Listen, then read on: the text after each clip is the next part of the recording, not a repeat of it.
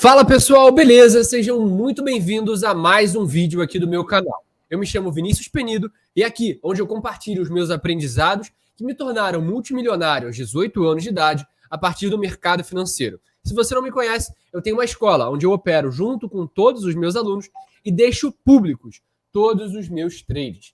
E no vídeo de hoje eu vou abrir uma operação que teria me feito lucrar mais de $1.000 em menos de um dia. Eu teria lucrado $1.200 e eu saí da operação com $600. Você vai entender o porquê de eu ter saído antes e você pode até conferir eu entrando nessa operação ao vivo, em uma live aqui do meu canal do YouTube, que vai aparecer aqui em cima nesse card. Se você quiser, você pode assistir para entender como eu analiso o mercado e como você poderia ter feito isso junto comigo ao vivo, sendo meu aluno ou membro da comunidade Penido. Chame como quiser. Bom, vou compartilhar aqui minha tela. Sem mais delongas, vamos para o que interessa. Bom, primeiro, você precisa entender qual a minha perspectiva ao analisar o mercado. O primeiro fato é que eu analisei o gráfico semanal. No gráfico semanal, a gente tem um fluxo claramente de alta no Bitcoin, onde a gente percebe que a gente tem mais movimentação de alta do que de baixa a partir dessa quebra de estrutura aqui, né? Então, eu posso até botar isso aqui, ó, como uma quebra de estrutura, é perceptível. Isso aqui você não precisa ser um gênio, você não precisa ser o gênio dos gráficos para entender que isso aqui é um sinal de MSS, que é uma Market Structure Shift, uma mudança de estrutura de mercado. E nesse caso aqui, isso já seria um sinal de mudança de fluxo de alta, de baixa para alta. Então, nesse caso, a gente tem um fluxo semanal de alta. E o que eu faço para fazer day trade? Eu vou diminuindo os tempos gráficos, entendendo qual o fluxo que o mercado está se movimentando nos tempos gráficos maiores. E eu percebi que o mercado estava dentro de uma lateralização, dentro de um range, principalmente no gráfico de 1 hora. E esse range seria uma movimentação entre essa sell side e essa buy side, ou seja, um topo e um fundo. E aí eu comecei a fazer uma análise do meu modelo, que é o modelo institucional, que é o modelo que busca entender aonde tem mais ordens, aonde o dinheiro está. E assim eu entendo para onde o preço deve se movimentar. Nesse caso aqui, no gráfico de 1 hora, eu tracei o Fibonacci usando majoritariamente os 50% como maior referencial. E nesse caso aqui, a gente teria os 50% aqui. O que seria os 50% de Fibonacci? É o que divide a movimentação no mercado em duas.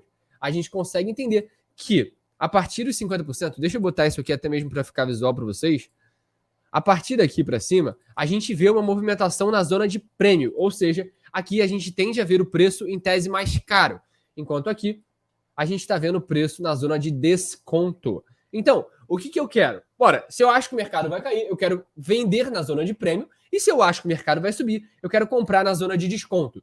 E nesse caso aqui, eu percebi que havia uma rejeição muito forte na zona de equilíbrio, que é o quê? São os 50%, o que está no meio do caminho.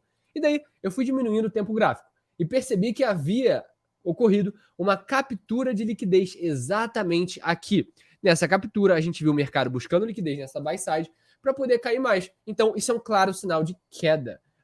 O varejo, né, que é a análise normal, que não segue o institucional, falaria assim, não, a gente teve essa quebra dessa movimentação aqui, dessa linha de tendência de alta, de baixo, quer dizer. Então a gente tem que comprar, na verdade, porque isso aqui é um estouro de uma cunha. Mentira, o varejo, ele só te leva a errar, ele está te induzindo ao erro. Por quê? Porque se você simplesmente ver uma figurinha, olhar um indicador, você estaria multimilionário só fazendo uma coisa ridícula que qualquer um conseguiria fazer, ou até mesmo uma máquina faria melhor que você. Nesse caso aqui, o trade teria um simples racional. Buscar um reteste nessa zona de equilíbrio de 1 hora, que está aqui representada pelo ICZE, 1 hora, que é os 50% de Fibonacci. E daí, dado esse reteste, a gente pegaria a movimentação até esse bloco de ordens aqui do gráfico de 1 hora. Ou seja, a gente está confluindo então todos os tempos gráficos. Vini, o que é um bloco de ordens? É onde entra preço, entra liquidez para movimentar o preço na direção anterior. Nesse caso aqui, esse bloco de ordens seria um bloco de ordens compradoras. Ou seja, eu deveria evitar ficar vendido a partir desse bloco, porque é provável que entrasse muito volume. Então, fui mais conservador ainda. Botei nesse outro bloco aqui, que até seria mais seguro. E foi o que aconteceu.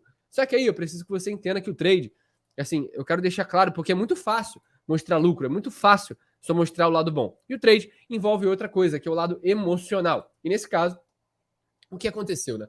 Se você for assistir a live, você vai ver que aconteceu uma fatalidade, aconteceu uma coisa comigo durante a live, que eu não pude acompanhar o trade até o final. Ou seja, eu não conseguiria ficar na frente do computador acompanhando o trade majoritariamente com atenção. Ou seja, eu não conseguiria estar aqui no meu escritório acompanhando a operação. Então, Quando o trade atingiu essa região aqui, tá? Foi exatamente aqui nesse momento, eu vendi, tá? Ou seja, eu fui mão de alface. Eu não esperei pegar no alvo, eu vendi aqui e botei 3 mil reais no lucro, no bolso de lucro, tá? Ah, Vini, então por que você não esperou o alvo? Cara, porque tinha acontecido uma fatalidade.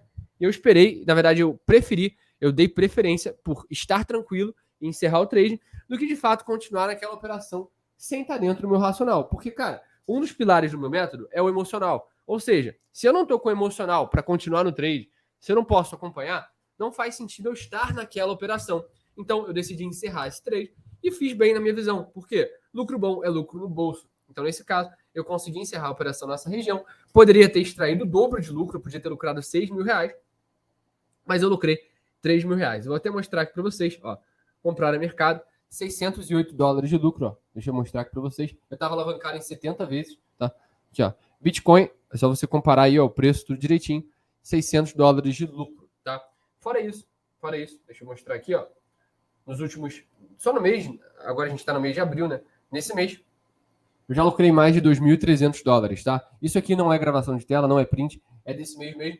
2.300 dólares, deixa eu compartilhar com vocês, ó. 2.300 dólares em reais, seriam 11.630 reais de lucro, fora que eu não opero mais na Binance, né? Esse são prints já de um tempo atrás. Eu lucrei, na verdade não de um tempo atrás, né? São de algumas operações, mas eu já migrei a maior parte da minha banca para OKX, e lá eu já lucrei mais de 600 dólares esse mês, ou seja, eu já fiz mais de 15 mil reais junto com os meus alunos só nesse mês. E se você quiser ter acesso a essas operações, se você quiser ter acesso a tudo isso, você só precisa de uma coisa, que é estar dentro da comunidade, ou acompanhar aqui o canal, para não perder nenhum conteúdo e aprender de fato com quem ganha dinheiro no mercado, e não só com quem sabe falar. Porque falar até papagaio fala, mas ninguém faz o que eu faço, operar ao vivo junto com os alunos e mostrar a verdade sobre o mercado financeiro. Se você gostou desse vídeo, deixa uma curtida, um like, e eu te vejo no próximo. Tamo junto, é só o começo, e até lá. Fui!